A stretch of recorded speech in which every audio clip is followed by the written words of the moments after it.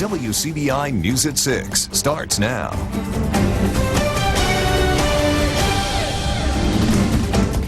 Good evening. It is the #1 priority for educators in our area, a safety plan for the school year. For traditional face-to-face classrooms, administrators have a protocol in place when or if an employee or student has a positive COVID-19 test. WCBI's Bobby Martinez spent the day in Winston County. He joins us in the studio with their plan. So, Bobby, what does happen if there's a positive test there? Andrea, immediate action will be taken. Top administrators tell me it is important that they act fast because the last thing they want is a school-wide outbreak. Adapting to change. This generation has never experienced something like this. But with a positive mindset. We hope that we can have a great school year. COVID-19 has placed school districts in Mississippi in uncharted territory. The Louisville Municipal School District made the decision to push their start date for traditional and hybrid learning to August 20th due to the increase of positive cases. And David Luke, superintendent of Louisville Municipal School District, says letters will be sent to families once a student or faculty member tests positive. A person that has tested positive or someone in their household has tested positive, we're going to notify that person with written documentation, talking about their quarantine days and procedures and steps that they're supposed to take. Now, if there's just one positive case, the school will still remain open, but if it's greater than 3. So once you get greater than 3 confirmed cases in a group, that's when you go to looking at possibly quarantining the group. Paul Hayes, head of school at Winston Academy, says once a person tests positive, they must immediately go into quarantine. And from there, then what we have to do is find out if it is a staff member, what people came in close contact within 6 feet for over 15 minutes. We have to break that down. We narrow that down. Normally that drops the number way down to a minute amount in comparison to what would have been. Hale says a majority of students have chosen the traditional way of learning, but each day before stepping on campus, they must answer a few questions. Yeah, right here is one of our check-in stations. Our students report coming out of the parking lot in the mornings. They come in and our coach is standing here. They answer the questionnaire and they have their temperature taken and then their hand is stamped and then they enter school. Once again, if anything on the questionnaire they answer yes to, then they go home. If their temperature is 100.4, then they would go home. But we've been very fortunate in our days of return. We've had nobody with fever and no answers of yes at this time. And both Hales and Luke say they are taking it day by day and are relying on students, faculty, and parents to work as one to get through these difficult times. Meanwhile, students at Golden Triangle Early College High School at EMCC are back in class. Some are attending on campus. Others are learning from home. GTEC's principal Jill Savely says more than half of the student population opted for virtual learning because of the coronavirus. For families who are sending their children back, the school has taken precautions to keep students and staff safe. They've done things like install hand sanitizer stations throughout the hallways, and they're only allowing one-way traffic between classes. Savely says with the different options for students, staying connected throughout this semester is vital. Our teachers are holding office hours each day so that students can log in and meet with them one-on-one or in small groups to kind of follow up or take care of things that maybe they didn't quite understand, go back through information. So I think communication is going to be huge. And Savely is expecting more students to attend classes beginning Monday. Well, Mississippi's COVID-19 numbers are back down under 1,000 today. The State Department of Health reports 612 new coronavirus cases and 22 deaths. The long-term care facility outbreaks reported today went down to 178. So far, 69,986 Mississippians have tested positive for the virus. Several employees at the Lowndes County Sheriff's Office are quarantined because of COVID-19. Chief Deputy Brent Swan did not disclose the number of employees, but confirmed that several people have tested positive for coronavirus and others are quarantined because of possible exposure. Swan says no inmates at the jail have tested positive. Well, there is, of course, so much scientists and doctors don't know about COVID-19 and so much that is being learned every day. It is where blank spaces fall that continues to worry administrators at a college level. This week, the Big Ten and Pac-12 postponed their football seasons. The conferences have safety concerns because of COVID-19, and a heart condition related to the virus called myocarditis. Our Quentin Smith talked to a Starkville man today who recently received this diagnosis. He joins us in the studio to tell us more about what it all means. Quentin? Yeah, Andrea, ESPN reports myocarditis has been found in at least 5 Big Ten Conference athletes, as well as athletes in other conferences. It's becoming a big concern in whether athletes should play this fall. I spoke with a Starkville man battling this same condition after the toll it's taken on his body. He believes delaying the start of the season is the right thing to do. Kicked back in his recliner watching TV, this has become the new normal for DeCarlos Hill. I can't do no walking, can't do no lifting, no moving nothing around. I'm about picking up a remote to the TV and just relaxing myself. This is his daily routine after he was diagnosed with myocarditis, which is a rare heart condition. I was in shock because all of my life, whenever I go to the doctor or whatever, I never had a heart problem.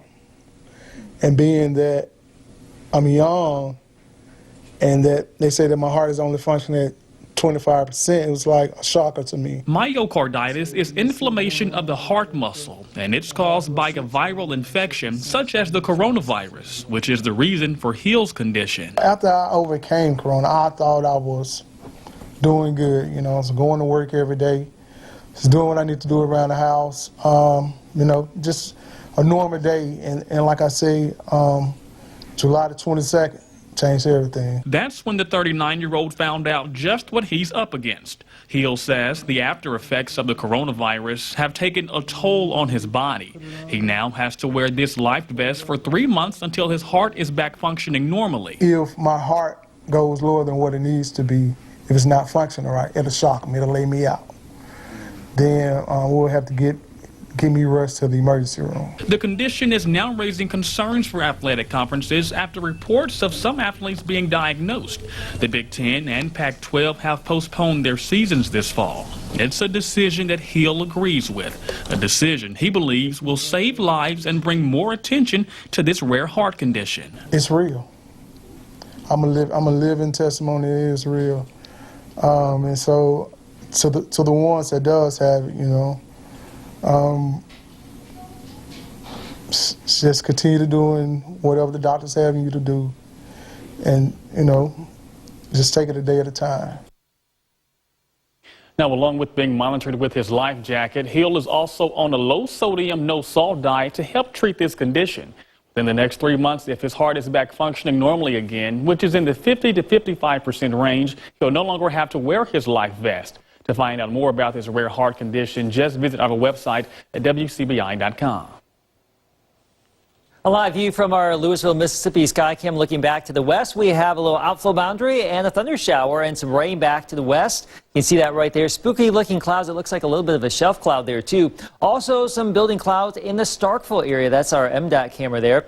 From Ethel to Ackerman, just to the west of Starkville, we have a little bit of rain. Some of this goes back up into western Clay and parts of Chickasaw County. And we also have a little batch of rain down here in eastern Noxubee County and Pickens County, Alabama. So that's where we have the rain, the downpours right now, but pretty isolated in size and scope. That's the current situation. So isolated showers and storms this evening, and then a lot of that will tend to go away tonight. I can't rule it out though. Lows will be down into the 70s. We'll do this all again tomorrow. Your 7-day forecast in just a few minutes. Well, you may notice the traffic cones and signs look a little different on Military Road in Columbus. The traffic pattern on the Highway 82 exit and on-ramp at Military Road in Columbus have temporarily changed. City spokesman Joe Dillon says the change is to allow workers to complete the roundabout being constructed there. The current traffic pattern will not be permanent. Most of the construction work is being done at night. Police say a dispute between relatives leads to the arrest of a Columbus man. Now 29-year-old Paul Eggleston Jr. is charged with shooting into an occupied dwelling. Columbus Police Chief Fred Shelton says Eggleston and a relative got into an argument that led to gunfire last week. Eggleston remains in jail on a hold from the Mississippi Department of Corrections. Other charges in this case are possible. All right, take a good look at this image. Investigators with the Tupelo Police Department say the man here stole a large amount of cash and some cigarettes from a business on West Main Street. The burglary happened Monday. Police say the suspect went in through the front door of the business. Now, if you recognize the suspect, if you think you can, from this image, Or if you have any information on the crime, call Crime Stoppers at 1-800-773-TIPS. You can also call the Tupelo Police Department. Winners on the field will show you winners in the community. That story next on WCBI News at 6. You're watching WCBI's News at 6 with Andrea Self. Inspection is underway on the pedestrian bridge at the Riverwalk in Columbus. This is where the walkway was damaged in February. A loaded barge carrying limestone struck two of the support structures for the bridge. Today, 2D scans were made of the bridge pier.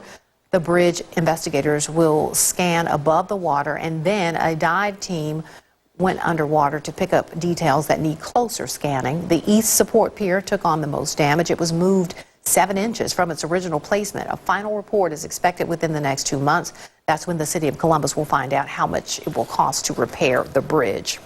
Members of the Tupelo High School football team were building team spirit by giving back to the community. Coach Ty Harden challenged his team to do a community service project before the start of the school year. This morning, team members met at Milam Elementary and spruced up the grounds. They mowed, painted decorative fences, trimmed branches, and cleaned up the flower beds. Most of the team members attended Milam in 6th grade and said they're glad to give back and make a difference off the field. It's important because it gives us the ability to stay together and to stay focused, and no matter what go through, what happens, we're still together. So just build team chemistry and always bonding together, hanging out, just developing those relationships is very important. So it's a good thing that we're out here this morning. The football players had a few hours break after the Milam cleanup before it was time for them to go to their regular practice later this afternoon. Members of the Junior Auxiliary of Tupelo helped clean up those grounds at Milam Elementary. Members of the JA's Class Crowns tutoring program won't be able to make it in-person visits to school for the time being, so they help pick up limbs, twigs, and trash at Milam. Class Crowns members say while they can't go into the schools because of COVID-19 restrictions, they can do other things to help get the campuses ready as the students get set to return next week. We are just going to fix up flower beds, just anything, because school was let out in spring of last year, and normally they would work in gardens and the kids would plant things, and because they weren't able to do that, we're just teaming up with Tupelo football today and just doing what we can to help for the staff and the teachers and the children. Class Crown members who helped at Milam did not let the football, or rather they let the football players do all of the heavy lifting during that cleanup. All right, and as I'm saying a lot lately, woo child, it's hot. You know, I spent 3 hours myself this morning doing yard that work. same stuff, oh my yeah. gosh, that sun was powerful. Then we had some of those storms. We still have some storms on radar. We'll show you that coming up. Tomorrow, there could be a little bit of rain in the morning, also during the course of the day. Tomorrow, scattered showers and storms. Here's 7-day forecast next. Your WCBI First Alert AccuWeather forecast with Chief Meteorologist Keith Gibson. Let's talk about your weekend, Saturday and Sunday, just a day away. We have to get through Friday, of course. 92 Saturday and Sunday. Some isolated to spotty storms can't be ruled out, but I think most of the weekend in many spots will probably be on the drier side, but it's still going to be warm and muggy. Rain chances elevated tomorrow, 60% down to 30 for your weekend, and then much lower with lower levels of humidity next week. Still warm during the day, but if we get that air to dry out a little bit, maybe some lows in the 60s. Our time lapse from Durham's in Vernon today shows some active weather, some showers and thunder showers, some breezes around. That was earlier today. Look at some of these spooky clouds we had with that initial wave of showers and storms about midday into the early afternoon hours. A lot of spooky clouds, heavy downpours, a little bit of thunder and lightning, and some gusts up to about 30 miles per hour. And from areas west of Louisville, near Ackerman and Point Southwest, and also to the west of Starkville, we have some budding showers and thunder showers. And another batch down here east of Macon, southern Pickens County, and just to the northwest of West Point, and some areas out here towards Houston and Chickasaw County, more showers and storms building. So I wouldn't be at all surprised to see some additional development here in the Columbus area over the next hour or so as some of this converges. We've actually had some activity kick back into Tennessee from northern Mississippi. So Long story short here, we had some showers and storms around the region. We will continue to have some of those here over the next few hours. A lot of that pulses down, and then we'll likely flare more activity up later tonight and into our day tomorrow. So a low 70s for lows here. The wind will be light, but still that chance for a shower or storm. For you in Starkville, we start out in the 70s here on Friday, back into the upper 80s during the course of the afternoon. Just have the umbrella on standby. You're going to need it here. Mid to upper 80s to around 90 degrees. If you had sunshine today for a little bit longer, we got into the low to mid 90s. I think Tupelo, you got to 93 today, but some spots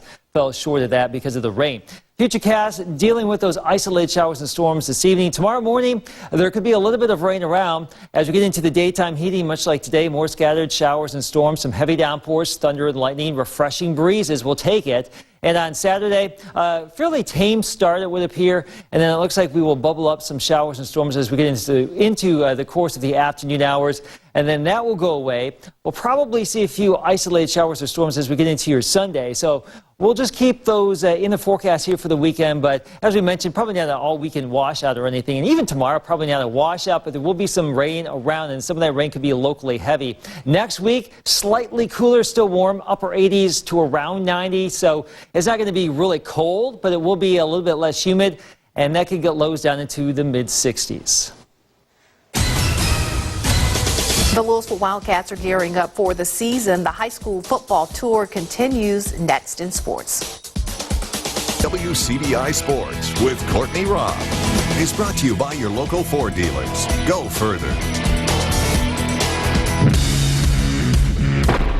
WCBI Sports 2020 High School Football Tour is brought to you by Itawamba Community College, Cannon Ford of Starkville, Monroe County Farm Bureau, Max South Broadband, and the Bank of Vernon. Tradition. That's what the Louisville Wildcats have emphasized this summer heading into the season. Louisville has won a state championship each decade dating back to the 80s, and this year's team is determined to start off 2020 with one as well. And this senior class has been working so hard. We had 98% of our kids participate in summer workouts, and this senior class really wanted to be, to keep that tradition going to win a state championship in this new decade. You got to keep the tradition going, just build the program back up and just be like the other programs. Because it's bigger than us. We got to just keep the winning tradition going, like everybody knows, to get their respect back like Louisville had. Despite an offseason that's been filled with uncertainty, head coach Tyrone Shorter is extremely confident in his team's chances of making that goal a reality. We feel good going into this season with our group of kids. These guys, like I said, we've been here. This is our second year here. I have the program exactly the way I want it. The guys are responding to us exactly the way we want them to respond to us. So we feel really good where we at right now. We're just going to work out here. We've been working ever since June 1st. We're going to work to not have to feel that again. Everybody know the play, running hard. Everybody's stronger, faster than last year, so we're going to look pretty good. Reason for the Wildcats' confidence is the talent they have on offense. Despite losing last season's starting backfield and top 2 wide receivers, the team expects the offense to shine. Well, we got some guys that's going, I think, going to be more explosive in the backfield. We got 4 running backs that we feel really good about, and we have a quarterback. We have a couple of quarterbacks that we feel real good about. They're going to be young, inexperienced, and not going through a spring kind of hurt us a little bit in that area. But we are pleased right now with our quarterback position. The defense, they're stacked. They're stacked. They're going to give us a lot of chances to put the ball in the playmakers' hands, and that's what we're going to try to do. As the offense builds its chemistry, Louisville has one of the top defenses in the state to rely on. The heart and soul of that group, the D-line, led by the highly touted Ty Cooper. Our defense is going to have to carry us. I feel like we have one of the best defenses in the state, and we definitely have the best defense in 4A. So we feel real good about, where we are. We take full pride about it, and we just going to work hard until we get recognized as the #1 defense in the state. The Wildcats kick off the season with the home opener against Columbus September 4th. With Louisville on the high school football tour, Chris Bolton, WCBI Sports. WCBI Sports 2020 High School Football Tour with Louisville High School is brought to you by Winston Plywood and Veneer and Tabor Drugs. Our Alpha Insurance Camera Network. Look at Louisville. Nice little shelf cloud. Spooky, but not too intense. Thunder shower developing west of Columbus, and also some activity here across parts of the region, too. Let's show you that radar picture one last time. Some downpours across West Alabama, and there's that little batch west of Louisville. Nothing strong, nothing severe. The bark worse than the bite, but some rain nonetheless here today and probably for tomorrow, too. Your summertime pop-up, huh? That's what we got. All right, that is the news at 6 o'clock. Enjoy the rest of your evening. We'll see you back here at 9 and 10, everybody.